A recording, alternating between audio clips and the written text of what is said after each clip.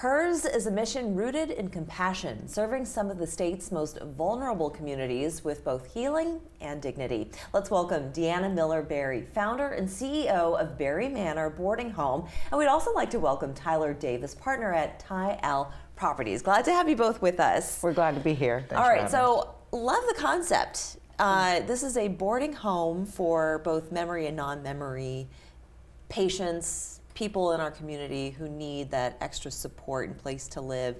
Tell us about Berry Manor and exactly what niche it fills here in our community.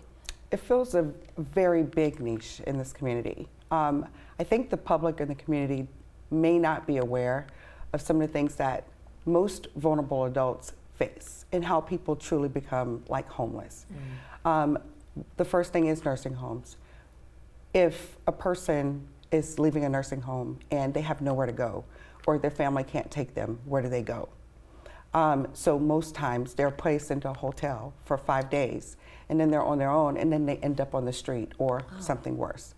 So once I realized that that was an issue, I said, what can we do differently, and how can we make it scale to the point where we're making a huger impact? And you're creating homes, actual brick and mortar homes for people to live in. How many do you have so far? Right now we have 8. You have 8 so far? 8 so far.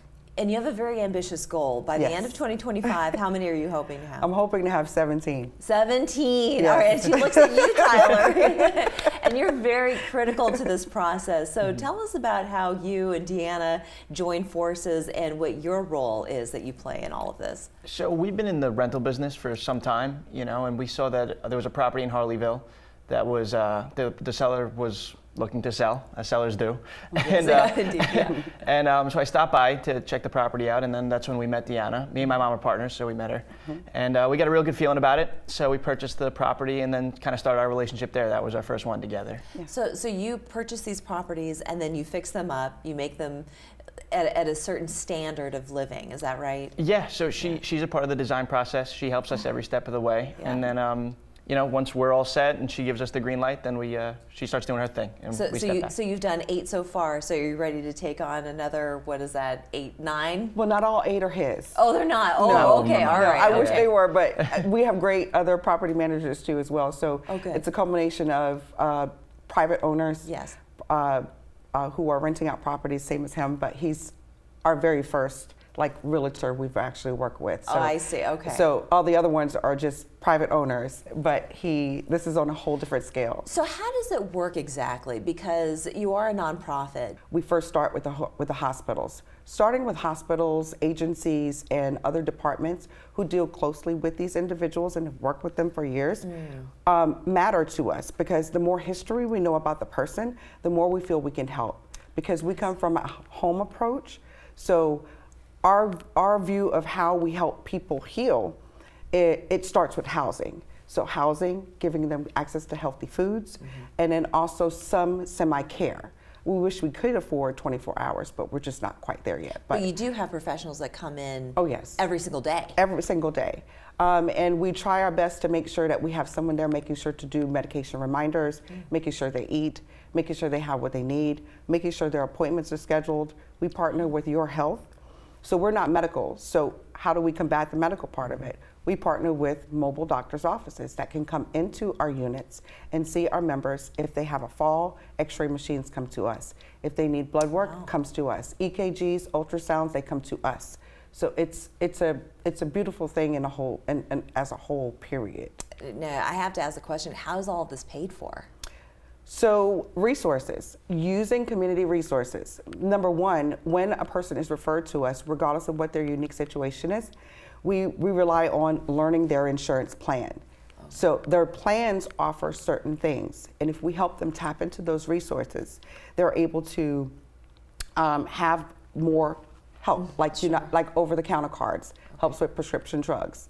It also helps with some healthy foods. What if you don't have insurance? If you don't have insurance, what we do is we try our best to partner with the Feder Clinic to make sure, or free clinics, to make sure that people can still be followed up. Another way we help with the cost is member fees. So when our members come, how do we pay for it, right? Sure, yeah. So we haven't scaled to the point where we're getting donations or fundraisers yet, but we use what we collect from our members with their combined amounts that they get from their benefits. I see. So this could be a start of a call to action to get people to donate and to help support this mission. Yeah. And with just a couple of seconds left, why did you decide? Did you have a family member that was in need of this? What inspired you to start this organization?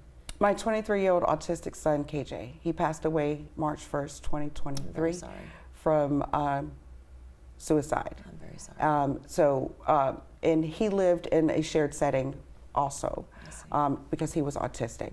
And the fear he had of people knowing that he was autistic, treating him differently, was big for him. But I think the biggest thing was getting people to understand him. And putting people into these units is more than putting people in a home and feeding them.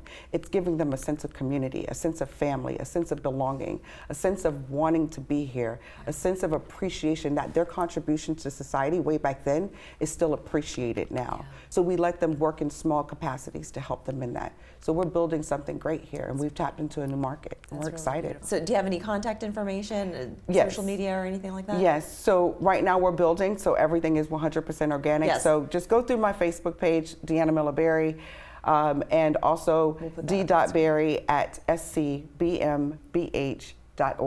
Perfect. Thank you so much. Thank you to both of you. Thank you. We're back after this.